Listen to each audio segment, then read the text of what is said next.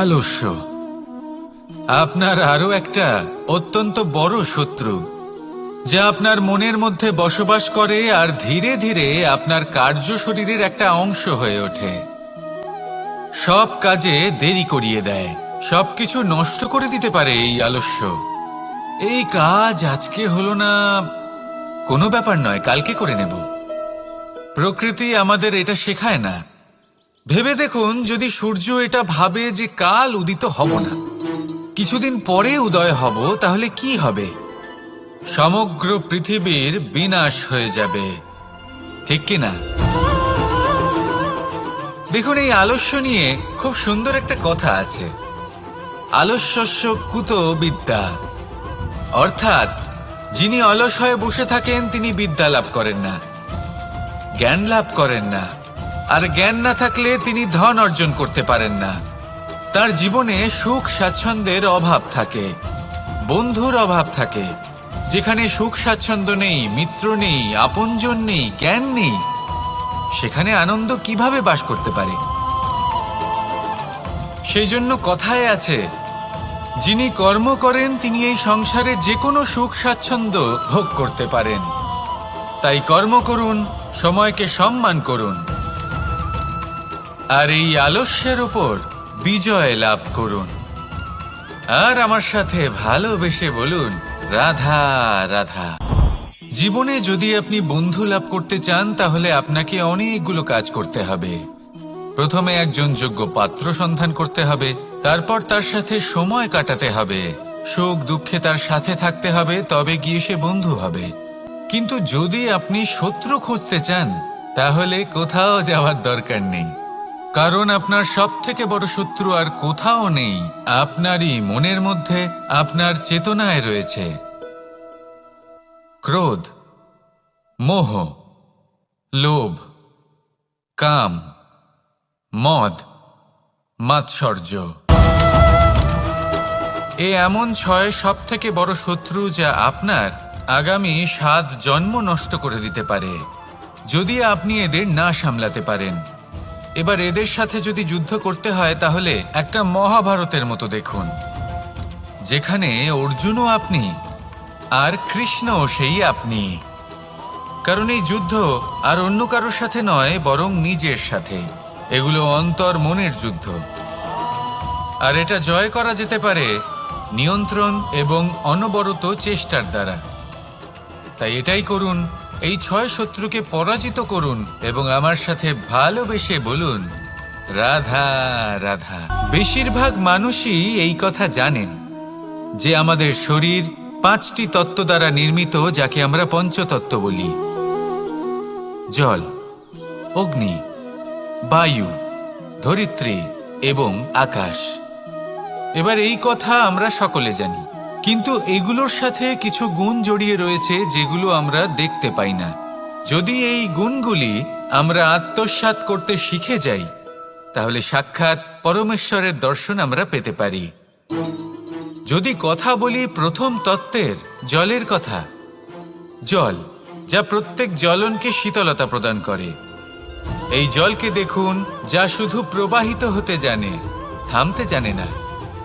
জল পাথরের সাথে সংঘর্ষ করতে জানে, যার পথে অনেক বাধা আসে, কিন্তু সে প্রবাহিত হতে থাকে। নিরাকার হলো এই জল, যে কোনো পাত্রেই রাখুন না কেন তার আকার ধারণ করে নেবে। এটাই হলো এর বিশেষত্ব, এবং এটাই হলো আমাদের শিক্ষা। কিভাবে প্রবাহমান থাকতে হবে, কিভাবে আমাদের থামলে চলবে না, তাতে আমাদের পথের মধ্যে যতই যেরকমই সমস্যা আসুক না কেন, আমাদের এই জলের মতোই নিরাকার হয়ে যে কোনো পরিস্থিতিতেই প্রবাহমান থাকতে হবে। এই শিক্ষাই জলের থেকে লাভ করুন, আর আমার সাথে ভালোবেসে বলুন, রাধা রাধা। পঞ্চতত্ত্বের মধ্যে দ্বিতীয় তত্ত্ব হল ধরণী, ভূমি, যাকে আমরা ধরণী মাতা বলি। এই ধরণী ধৈর্য ধারণ করে, আর এর ওপরেই আমাদের সমগ্র সংসার নির্ভরশীল।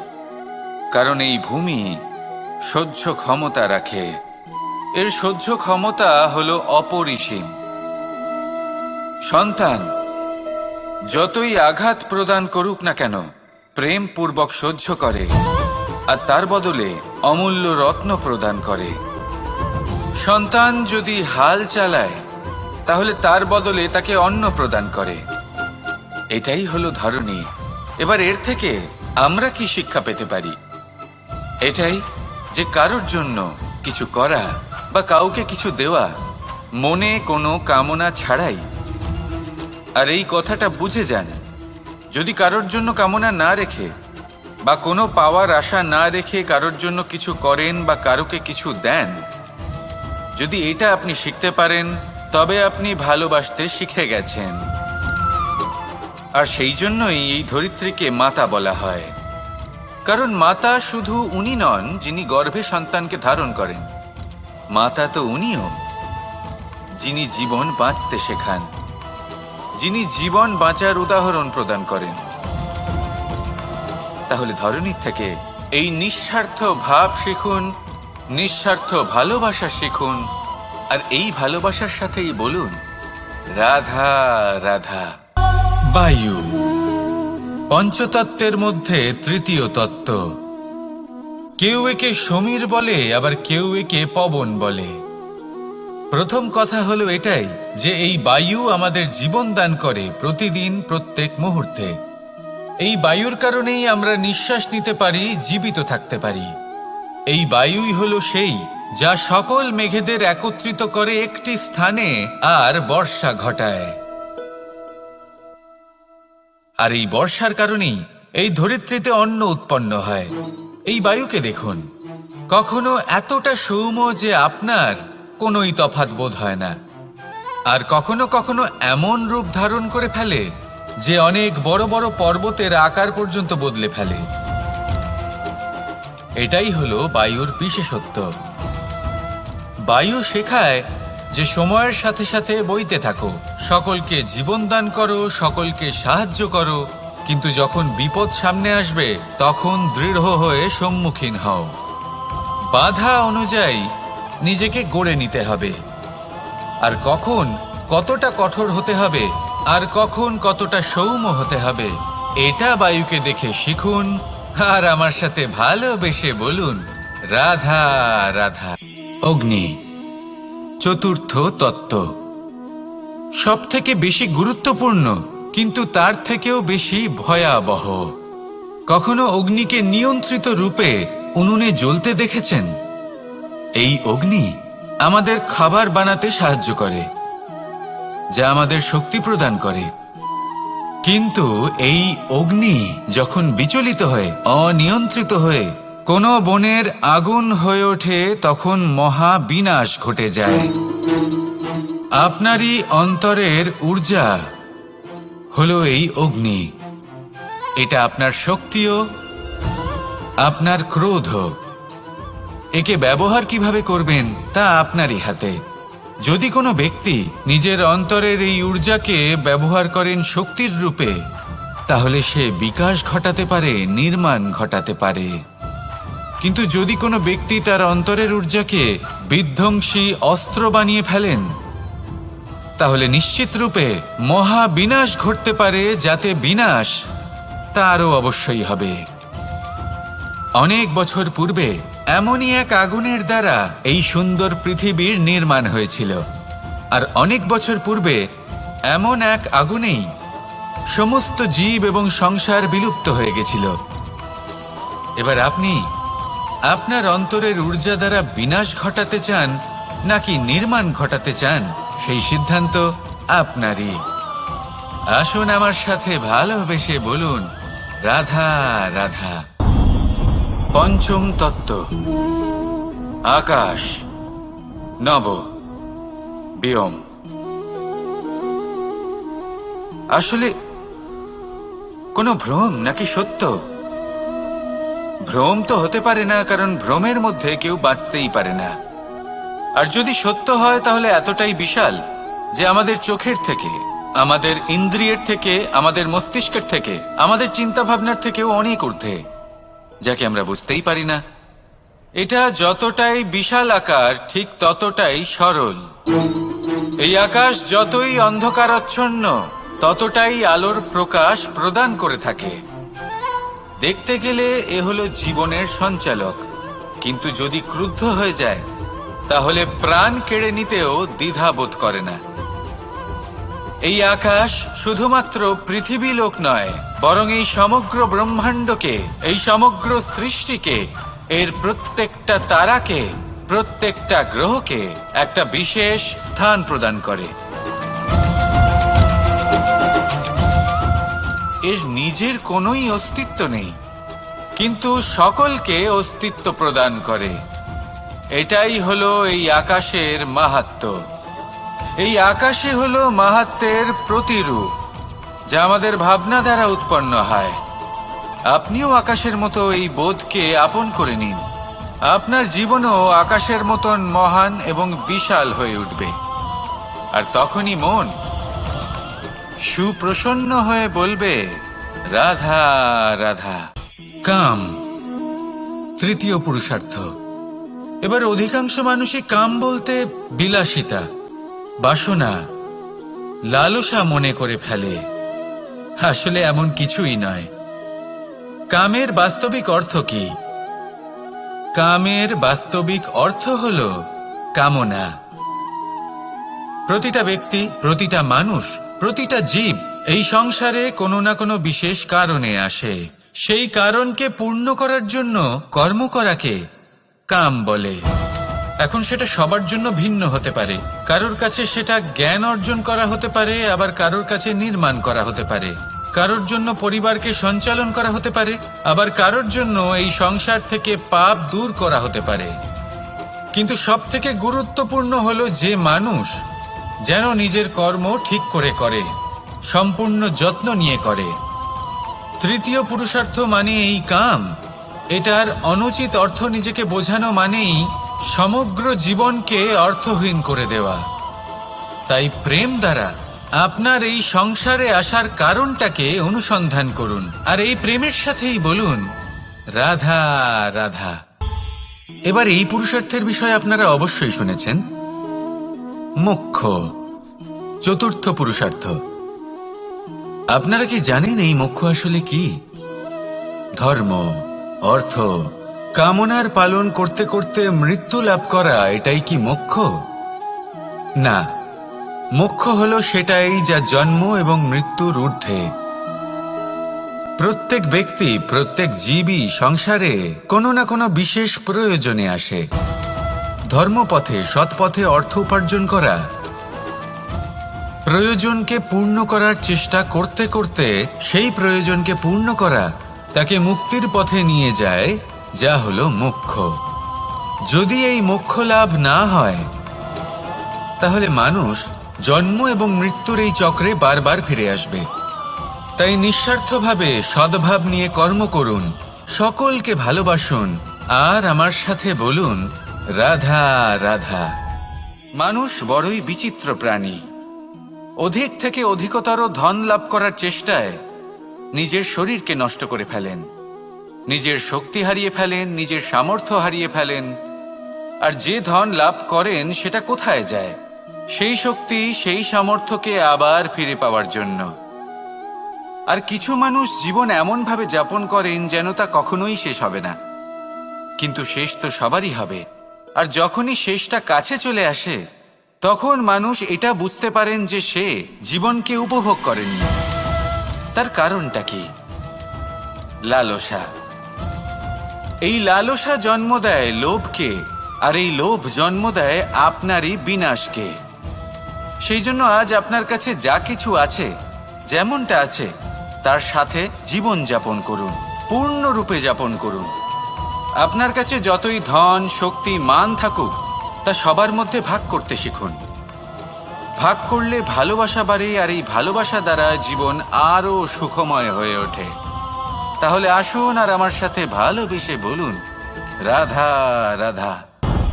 মন, জীবনে যখনই কোনো বস্তু বা সুখ স্বাচ্ছন্দ্য অধিক মাত্রায় আপনার কাছে চলে আসে, তখন নিজেকে শ্রেষ্ঠ মনে করার একটা প্রবণতা দেখা যায়, যা হয় আত্মবিশ্বাসে পরিণত হয়, নয়তো অহংকারে।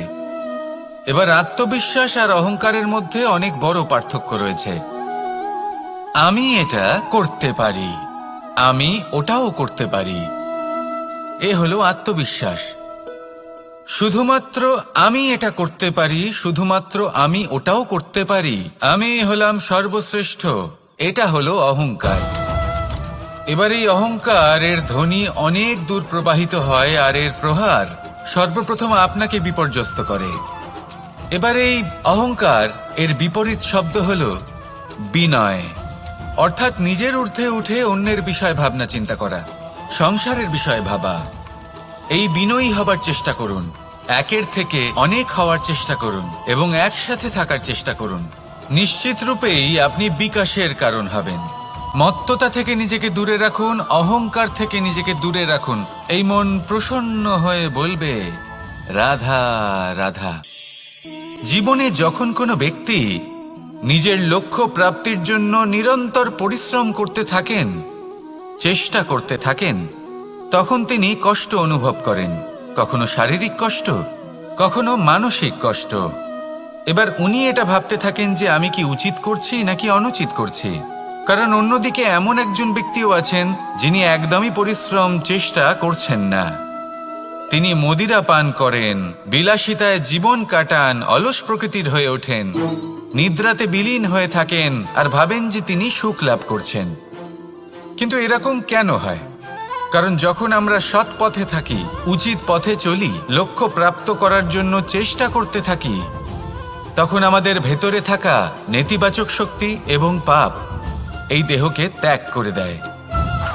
আর এই অনুভূতিটাই আমাদের দুঃখের অনুভূতি দেয়, কষ্ট দেয়। এবার সেখানে যদি আমরা কুপথে চলি, অনুচিত পথে চলতে থাকি, তাহলে আমাদের ভেতরে থাকা পুণ্য এবং ধনাত্মক শক্তি আমাদের দেহ ত্যাগ করে দেয়। আর এই অনুভূতির কারণেই আমরা সুখ অনুভব করি। কিন্তু কখনো ভাববেন যে এই সুখ বেশি সময় পর্যন্ত থাকে না। সেই জন্য সবসময় মনে রাখবেন, যদি আপনি জানেন যে এটাই আপনার লক্ষ্য, এটাই উচিত পথ, শুভ পথ, তাতে নিরন্তরভাবে এগিয়ে যেতে চেষ্টা করতে থাকুন। এই কষ্ট আপনাকে সুখের পরাকাষ্ঠায় কখন পৌঁছে দেবে তা আপনি জানতেই পারবেন না। আসুন আমার সাথে ভালোবেসে বলুন, রাধা রাধা। ঈর্ষা আমাদেরই মনে বসবাস করা আরো একটা শত্রু। তবে এই শত্রু কখনো কখনো আমাদের জন্য লাভদায়কও হতে পারে, কিন্তু যদি আমরা সতর্ক না থাকি তাহলে সেটা ততটাই ঘাতক হয়ে উঠতে পারে। যদি আপনার কোনো প্রতিদ্বন্দ্বী থেকে থাকে যে এগিয়ে চলেছে, তাকে দেখে আপনার মনে ঈর্ষা উৎপন্ন হয়, আর ঈর্ষাবশত আপনি নিরন্তর চেষ্টা করতে থাকেন, পরিশ্রম করতে থাকেন সামনে এগোনোর জন্য, তাহলে তার দ্বারা আপনার বিকাশই হবে।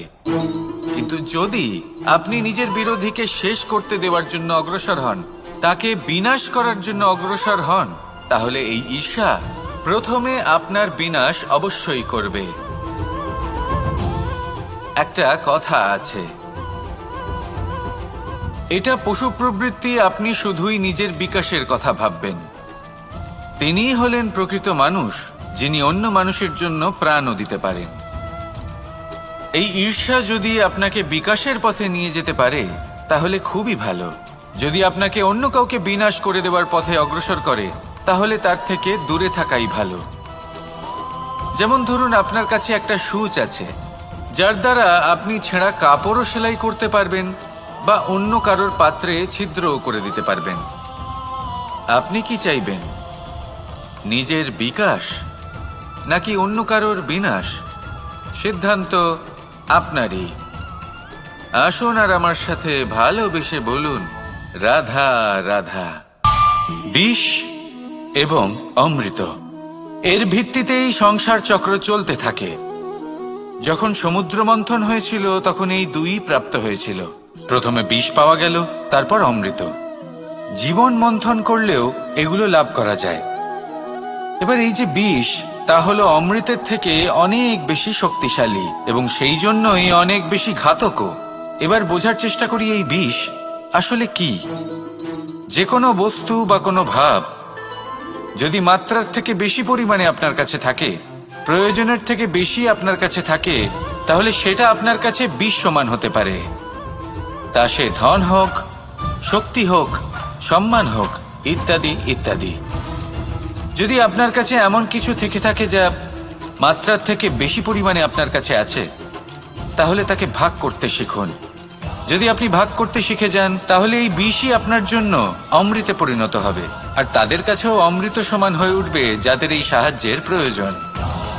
তাহলে ভাগ করে নিতে শিখুন আর আমার সাথে ভালোবেসে বলুন, রাধা রাধা। কোনো বাড়িতে, কোনো পরিবারে যখন কারোর জন্ম হয়, তখন তা কত সুখের মুহূর্ত হয়। সেই ছোট্ট সন্তান যখন কিছুটা বড় হয়, সে হাঁটার চেষ্টা করে, আর সেই প্রক্রিয়াতেও খুব বড় একটা শিক্ষা লুকিয়ে রয়েছে, ঠেলে দেওয়া। যখন আপনি হাঁটতে চান, সামনে এগোতে চান, তখন আপনি কি করেন? নিজের পায়ের তলার যে মাটি, তাকে আপনি পেছনে ঠেলে দেন। ব্যাস, এই একই জিনিস তো জীবনেও শিখতে হবে। এবার যদি আপনি জ্ঞানের পথে অগ্রসর হতে চান, তাহলে অজ্ঞানতাকে পেছনে সরিয়ে দিতে হবে।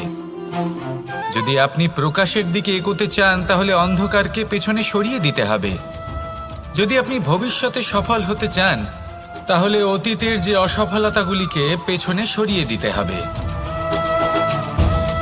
যে জল বইতে বইতে থেমে যায়, তাকে আমরা নালা বলে থাকি। তার থেকে দুর্গন্ধ বের হয়, কিন্তু যে জল বইতেই থাকে তাকেই আমরা পবিত্র জল বলি।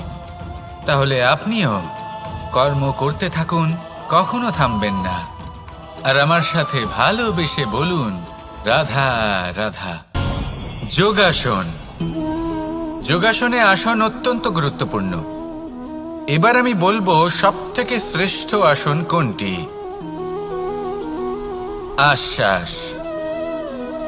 নিজেকে আশ্বস্ত করতে থাকুন যে আমি আছি, সব ঠিক হবে, যা হচ্ছে ভালোর জন্য হচ্ছে।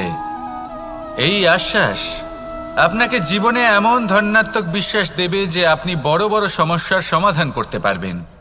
এবার যদি কথা বলি সবথেকে কঠিন সময়ের, তাহলে সেটা হলো বিচ্ছেদের। যা মা সীতাকে সহ্য করতে হয়েছে শ্রীরামের জন্য, রাধা কৃষ্ণকেও সহ্য করতে হয়েছে। যে ব্যক্তি বিচ্ছেদের সময় সঠিক পথে চলে এসেছে, সে জীবনে অনেক শ্রেষ্ঠ স্থানে অবশ্যই পৌঁছতে পারবে। এবার যদি কথা বলি সবথেকে জরুরি এবং গুরুত্বপূর্ণ সময়ের, তাহলে সেটা হলো সংযোগ। সকলকে সাহায্য করতে থাকুন। আপনি অন্যদের সাহায্য করে তাদের যত আনন্দ দিতে পারবেন, ততটাই আনন্দ আপনারও জীবনে অবশ্যই আসবে। আসুন আর আমার সাথে ভালোবেসে বলুন, রাধা রাধা। কামবোধ। এটাই আপনার অন্তরের প্রথম শত্রু। বেশিরভাগ মানুষই কামবোধ বলতে লালসা বোঝেন, কিন্তু এটা সম্পূর্ণ সত্য নয়। কামের আসল অর্থ হলো কামনা। এটা খুবই সহজ ব্যাপার। মনুষ্য শরীর থাকলে, মানুষের মন থাকলে, এই কামনা অবশ্যই থাকবে। এবার এটাই দেখতে হবে যে এই কামনা নেতিবাচক কামনা নাকি ইতিবাচক কামনা। অন্য কারোর জিনিসে নজর দেওয়া, অন্য কোনো মানুষের উপর নজর দেওয়া, কোনো অনুচিত বস্তুর দিকে নজর দেওয়া, এ নেতিবাচক কামনা। আর এই দুষ্কামনা মানুষকে দিয়ে অপকর্ম করাবেই করাবে। তাই মনে রাখবেন, যে ব্যক্তি নিজের কামনাকে নিয়ন্ত্রণে রাখতে পারেন, তিনি সঠিক পথেও থাকেন, সঠিক লক্ষ্যে পৌঁছতেও পারেন। যিনি কামনা নিয়ন্ত্রণে রাখতে পারেন না, তিনি তার পথও হারিয়ে ফেলেন এবং লক্ষ্যচ্যুতও হন। তাই মনে রাখবেন, নিজের কামনাগুলিকে নিয়ন্ত্রণে রাখুন। কাম নামক এই শত্রুর ওপর বিজয় লাভ করুন, আর আমার সাথে ভালোবেসে বলুন, রাধা রাধা। ক্রোধ। আপনার অন্তরের আরও একটা শত্রু। এই ক্রোধ আসলে কি? আপনার মনের এক ভাবনা, যা আপনার মনেই উৎপন্ন হয়। এই মন আত্মার সাথে যুক্ত থাকে। এখন একটা ভাবনা যা আত্মার সাথে যুক্ত থাকে, তাকে অনুচিত কেন বলা হয়, সেটা বোঝার চেষ্টা করুন। ক্রোধ কখনো কখনো জরুরি হয়, বিশেষ রূপে তখন যখন আপনি সঠিক পক্ষে দাঁড়িয়ে রয়েছেন এবং সামনের ব্যক্তি অধর্মের পক্ষে রয়েছেন আর বিনম্রভাবে মানছেন না। যেমন শ্রীরাম ক্রুদ্ধ হয়েছিলেন সাগরের ওপর, ওটা উচিত ছিল, আর তা ততক্ষণই উচিত যতক্ষণ আপনি ক্রোধকে নিয়ন্ত্রণ করছেন। যদি ক্রোধ আপনাকে নিয়ন্ত্রণ করতে শুরু করে তাহলে পরিস্থিতি এমনও হতে পারে, ধরুন একজন ব্যক্তির প্রতি ক্রোধের কারণে আপনি তার ক্ষতি করতে চান। আপনি একটা কয়লা হাতে নিলেন আর সেই কয়লা সামনের ব্যক্তির ক্ষতি করার পূর্বে আপনার হাত জ্বালিয়ে দেবে। ব্যাস, ক্রোধ এটাই করে, সর্বপ্রথম আপনার ক্ষতি করে, আপনার বিবেক হরণ করে নেয়, আপনি আপনার নিয়ন্ত্রণ হারিয়ে ফেলেন আর সবকিছু নষ্ট হয়ে যায়। বেশিরভাগ মানুষ ক্রোধে এমন সিদ্ধান্ত নেন যে সেটা তাদেরই বিনাশের কারণ হয়ে দাঁড়ায়। আর কিছু মানুষ বলেন যে আমাদের জীবনে এত যন্ত্রণা আছে, এত সংকট আছে যে ক্রোধ উৎপন্ন হবেই। আর এরকম সময় এটাই উচিত হবে যে আপনি নিজেকে ক্রোধের থেকে দূরে রাখুন আর তারপর সমস্যার নিবারণ করুন। আর এই নিবারণই আপনার জীবনকে একটা শ্রেষ্ঠ স্তরে পৌঁছে দেবে। তাহলে ক্রোধ থেকে দূরে থাকুন, সুপ্রসন্ন থাকুন আর আমার সাথে ভালোবেসে বলুন রাধা রাধা। লোভ আপনার অন্তরের আরো একটা শত্রু। দেখতে গেলে এটা একটা শব্দ, একটা সংস্কৃত শব্দ, লব ধাতু থেকে উৎপন্ন হয়েছে। এর অর্থ কিছু লাভ করা। কিছু লাভ করা অনুচিত নয়, আরো কিছু লাভ করাও অনুচিত নয়, কিন্তু সব থেকে বেশি আমি লাভ করব, আমি আরো চাই, আরো বেশি চাই, আরো বেশি পেতে চাই, এটাই হলো লোভ। আর এই লোভ যখন গ্রাস করে তখন আপনি যা পেতে চান, সে ধনই হোক বা মানই হোক, তা অর্জন করার জন্য মানুষ যে কোনো স্তরে পৌঁছে যেতে পারে। যদি মানুষ ধন অর্জন করতে চান তাহলে তার জন্য তারা অধর্মের পথেও চলতে পারেন। যদি সম্মান অর্জন করতে চান তাহলে অন্য মানুষকে ছোটও করতে পারেন। শেষ পর্যন্ত আপনার এটা মনে হতে পারে যে যদি একটু অল্পই প্রাপ্ত করতাম কিন্তু ভালোবেসে প্রাপ্ত করতাম, এই জীবন আরো অনেক বেশি সুখী হতো। লোভ আপনার জীবনে, আপনার মনে কখন যে প্রবেশ করবে সেটা আপনি জানতেও পারবেন না। তাই এটা চিনতে শিখুন আর তৎক্ষণাৎ জীবন থেকে বাইরে ফেলে দিন। যা কিছু লাভ করতে চান তা ভালোবেসে লাভ করুন আর সেই ভালোবাসার সাথেই বলুন রাধা রাধা।